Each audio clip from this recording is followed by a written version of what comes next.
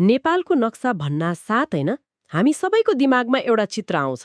हो, आउँछ। उत्तरमा सेता हिमाल अनि बीचमा हरिया पहाड। र दक्षिणमा सन्थर तराई। ओ ठ्याक्कै।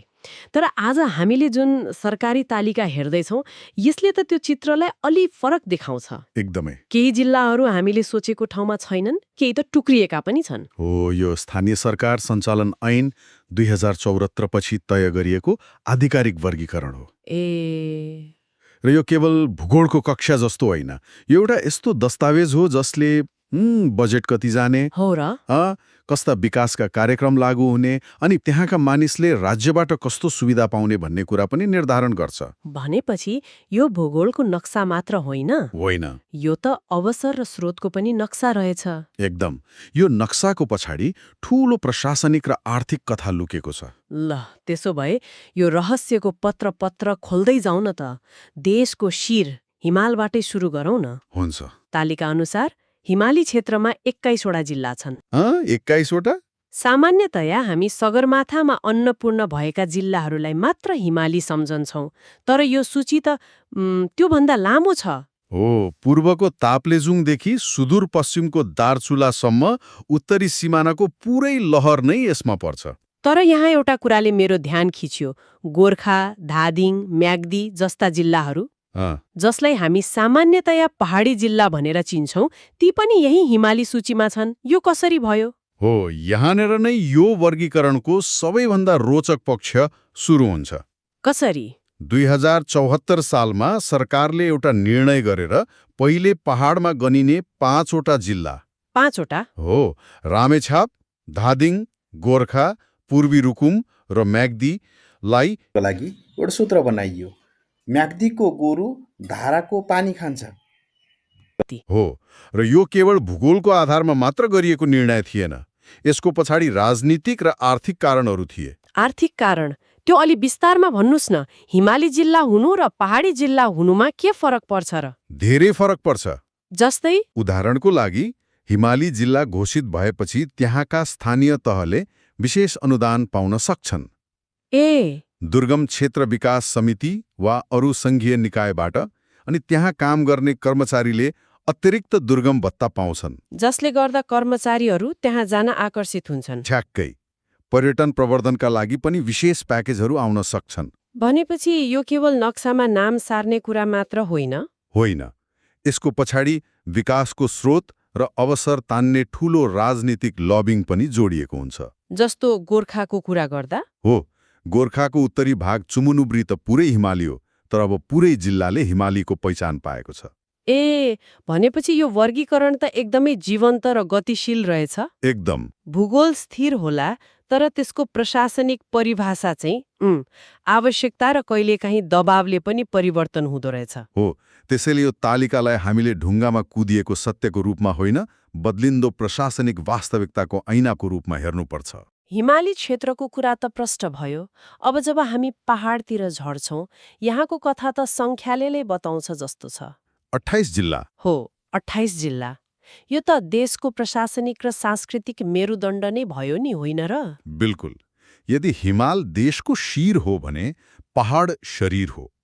देशको सबैभन्दा धेरै जिल्ला यही क्षेत्रमा छन्। पूर्वको इलामदेखि पश्चिमको डडेलधुरासम्म। हो, पूर्वको छियाबारी भएको इलाम, तेह्रथुमदेखि मध्यको पर्यटकीय केन्द्र कास्की, स्याङ्जा हुँदै सुदूरपश्चिमको डडेलधुरा बैतडीसम्म यसले देशको मेरुदण्ड नै ओगटेको देखिन्छ। जनसङ्ख्या र सांस्कृतिक विविधताको हिसाबले पनि यो क्षेत्र सबैभन्दा धनी छ नि। एकदम। यो सूचीमा मैले रुकुम पश्चिम भन्ने नाम पनि देखेँ। रुकुम पश्चिम। अघि हामीले हिमालीमा रुकुम पूर्वको कुरा गरेका थियौँ। एउटै जिल्लालाई यसरी दुई फरक भौगोलिक क्षेत्रमा बाँड्नुको पछाडि के तर्क होला? यो संहिता कार्यान्वयनको सबैभन्दा स्पष्ट उदाहरणहरूमध्ये एक हो। कसरी? पहिलेको एउटै रुकुम जिल्लाभित्र पनि भूगोल एकदमै फरक थियो।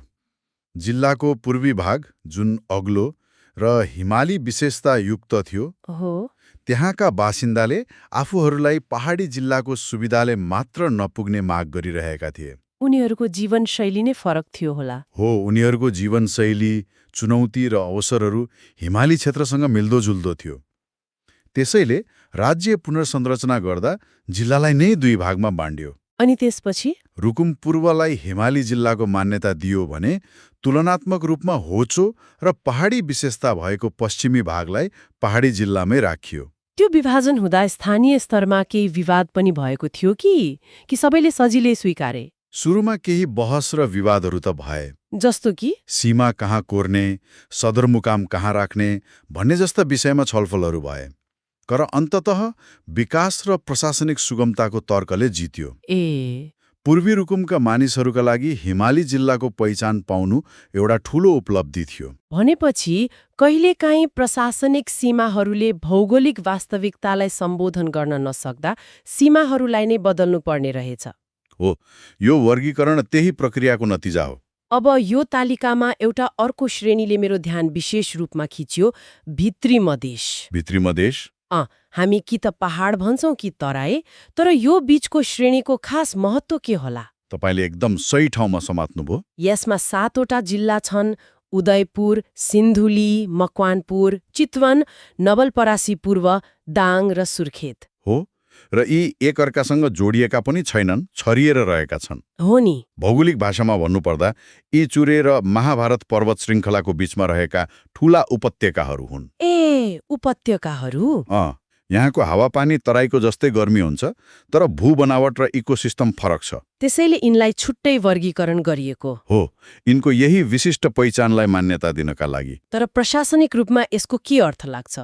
यिनलाई पहाड वा तराईमै मिसाउँदा के फरक पर्थ्यो र? फरक पर्थ्यो। यदि कोराईमा मिसायो भने यहाँका केही ठाउँमा चुरेको कमजोर भूबनोट छ, जसलाई तराईको जस्तो सघन कृषिका लागि प्रयोग गर्न सकिँदैन। विकासका योजनाहरू फरक हुनु पर्यो। एकदम। अनि यदि पहाडमा मिसाउने हो भने यहाँको गर्मी, बाढीको जोखिम र कृषि प्रणाली पहाडको भन्दा बिल्कुलै फरक छ। बुझेँ। म एकपटक चितवन जाँदा त्यहाँका एकजना स्थानीयले भनेको कुरा याद आयो। के भन्नुभयो? उहाँले भन्नुभयो, हामी न त पहाडको जस्तो चिसोमा बस्छौं, न त तराईको जस्तो खुला फाँटमा। हाम्रो भूगोल र संस्कृति दुवै अलि फरक छ। यो वर्गीकरणले त्यही फरक पहिचानलाई सम्मान दिएको जस्तो लाग्छ। यसले गर्दा यहाँका लागि विशेष नीतिहरू बनाउन सजिलो हुन्छ। अनि यहाँ पनि नवलपरासी, बर्धघाट, सुस्ता पूर्व भनेर टुक्राइएको रहेछ। यसको कथा पनि रुकुमको जस्तै हो। हो, लगभग उस्तै हो। दाउने पहाडले प्राकृतिक रूपमा नवलपरासीलाई दुई भागमा बाँडेको थियो। दाउनेले? पहाड पूर्वको भागको भूगोल र संस्कृति भित्री मधेससँग मिल्थ्यो भने पश्चिमको भाग समथर तराई थियो। अनि संघीयतामा जाँदा एउटै जिल्लालाई दुई फरक प्रदेशमा राखियो र भूगोल अनुसार वर्गीकरण पनि फरक गरियो। पूर्व नवलपरासी भित्री मधेसमा पर्यो, जुन गण्डकी प्रदेशमा छ। अनि पश्चिम नवलपरासी? हो, अब हामी तराईको कुरा गर्दा पश्चिम नवलपरासीको पालो आउँछ। ल, त्यसो भए अब देशको अन्न भण्डार तराईतिर लागौं। हुन्छ। तालिकामा 18 जिल्लाहरू छन्, पूर्वको झापादेखि पश्चिमको कञ्चनपुरसम्म। यो त नेपालको आर्थिक इन्जिन पनि हो। बिल्कुल। 18 जिल्ला तराईमा र 7 जिल्ला भित्री मधेसमा, अर्थात् कुल 25 जिल्ला देशको दक्षिणी पट्टीमा छन्। 25 जिल्ला? हो। यसले नै यो क्षेत्रको बृहत आर्थिक र जनसाङ्ख्यिकी महत्त्वलाई देखाउँछ। अनि यो वर्गीकरणमा नवलपरासी, बर्धघाट, सुस्ता पश्चिमलाई स्पष्ट रूपमा तराईमा राखिएको छ। यसले रुकुम र नवलपरासीको विभाजनलाई प्रशासनिक रूपमा पूर्णता दिएको देखाउँछ। यो क्षेत्रको विकासका प्राथमिकताहरू के होलान् त? यो क्षेत्रमा कृषि, उद्योग र अन्तर्राष्ट्रिय व्यापारको ठूलो सम्भावना छ। त्यसैले यहाँका जिल्लाहरूलाई छुट्टै तराई क्षेत्रमा राख्नुले सिँचाइ, सडक सञ्जाल र औद्योगिक करिडोर जस्ता कुराहरूलाई प्राथमिकतामा राख्न मद्दत गर्छ। भनेपछि हरेक वर्गीकरणको पछाडि एक किसिमको विकासको मोडल लुकेको हुँदो रहेछ। हो। हिमालमा पर्यटन र जडीबुटी, पहाडमा कृषि र जलविद्युत, अनि तराईमा उद्योग र सघन कृषि। तपाईले ठ्याक्कै सार समात्नुभयो। यो केवल जिल्लाको सूची होइन, यो नेपालको विकासको क्षेत्रीय प्राथमिकताको खाका पनि हो। र अब अन्त्यमा एउटा सबैभन्दा सानो तर सायद सबैभन्दा महत्त्वपूर्ण श्रेणी, काठमाडौँ उपत्यका। हो, काठमाडौँ उपत्यका। जम्मा 3 जिल्ला, काठमाडौँ, ललितपुर, भक्तपुर। यिनलाई पहाडी क्षेत्रमै नराखेर किन छुट्टै श्रेणी बनाउनु परेको होला? आखिर भूगोल त पहाडी नै हो नि। हो, भूगोलको हिसाबले यो पहाडी क्षेत्रकै एउटा ठूलो उपत्यका हो, तर यसलाई छुट्टै राख्नुको कारण भूगोलभन्दा धेरै पर छ। जस्तो कि यो देशको प्रशासनिक, आर्थिक, शैक्षिक र सांस्कृतिक राजधानी हो। यहाँको जनसङ्ख्या घनत्व देशको कुनै पनि ठाउँभन्दा 100 गुणा बढी छ। त्यो त हो। यहाँका समस्या र अवसरहरू अरू पहाडी जिल्लाको भन्दा बिल्कुलै फरक छन्। तर उपत्यकालाई यसरी छुट्टै राख्दा के यसले पहाडी क्षेत्रसँगको यसको भौगोलिक र सांस्कृतिक सम्बन्धलाई कमजोर बनाउँदैन र? यो एउटा राम्रो प्रश्न हो, तर प्रशासनिक दृष्टिकोणले हेर्दा छुट्टै राख्नु नै बढी व्यावहारिक देखिन्छ। कसरी? सोच्नुहोस् त, अरू पहाडी जिल्लाका लागि बनाइएको फोहोर व्यवस्थापन, खानेपानी वा सार्वजनिक यातायातको नीति काठमाडौँमा लागू हुन सक्दैन। काठमाडौँ उपत्यकालाई मेगा सिटी वा मेट्रोपोलिटन क्षेत्रको रूपमा विशेष योजना चाहिन्छ। यहाँका मुद्दाहरू नै फरक छन्। हो, सम्पदा संरक्षण, शहरी पूर्वाधार, प्रदूषण नियन्त्रण जस्ता मुद्दाहरू यहाँका लागि अद्वितीय छन्। त्यसैले यसलाई छुट्टै वर्गीकरण गर्नु भनेको यसको विशिष्टता र जटिलतालाई स्वीकार्नु हो। यसले यसको पहाडी पहिचानलाई नकारेको होइन? हो, बरु यसको शहरी पहिचानलाई प्राथमिकता दिएको हो।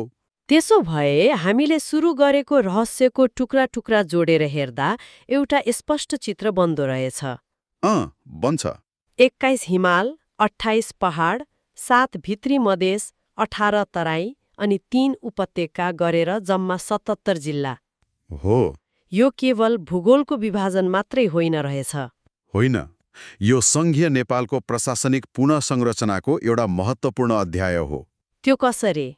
पहाडबाट हिमालमा जिल्लाहरू सार्ने निर्णय होस् वा रुकुम र नवलपरासीको विभाजन, यी सबै विवरणले प्रशासनिक सीमालाई भौगोलिक, आर्थिक र कहिलेकाहीँ राजनीतिक वास्तविकतासँग मिलाउन गरिएको निरन्तर प्रयास देखाउँछ। एउटा जीवन्त दस्तावेज जस्तै। हो, एउटा जीवन्त दस्तावेज हो जसले नेपालको प्रशासनिक भूगोल कसरी विकसित भइरहेको छ भन्ने कथा भन्छ। आज हामीले नेपालका जिल्लाहरूको आधिकारिक भौगोलिक विभाजनलाई गहिरिएर हेर्यौं। हिमाली क्षेत्रका 21 जिल्लादेखि काठमाडौँ उपत्यकाका 3 जिल्लासम्म हरेक श्रेणीले देशको विकास र प्रशासनको एउटा फरक कथा बताउँदो रहेछ। हो, र यो वर्गीकरण नेपालको विविधतालाई कसरी एउटा संरचनामा ढाल्न खोजिएको छ भन्ने पनि प्रश्न पार्छ। बिल्कुल। एउटा अन्तिम विचार मनन गर्नको लागि छोडेर जाउँ। हुन्छ। यो वर्गीकरण 2074 सालको हो। आज हामी जलवायु परिवर्तनको तीव्र असर भोगिरहेका छौँ। हो, त्यो त छ। भविष्यमा यी वर्गीकरणहरू कसरी परिवर्तन हुन सक्लान्? के कुनै पहाडी जिल्लाले भविष्यमा तराई जस्ता बाढी र अत्यधिक गर्मीका चुनौतीहरूको सामना गर्नु पर्ला? निकै गम्भीर प्रश्न हो यो। वा हिमाली क्षेत्रमा तापक्रम बढेर त्यहाँको जीवनशैली र कृषिमा यति धेरै फरक आउला कि त्यसलाई हेर्ने दृष्टिकोणै बदल्नु पर्ला? यो त सोच्नुपर्ने कुरा हो।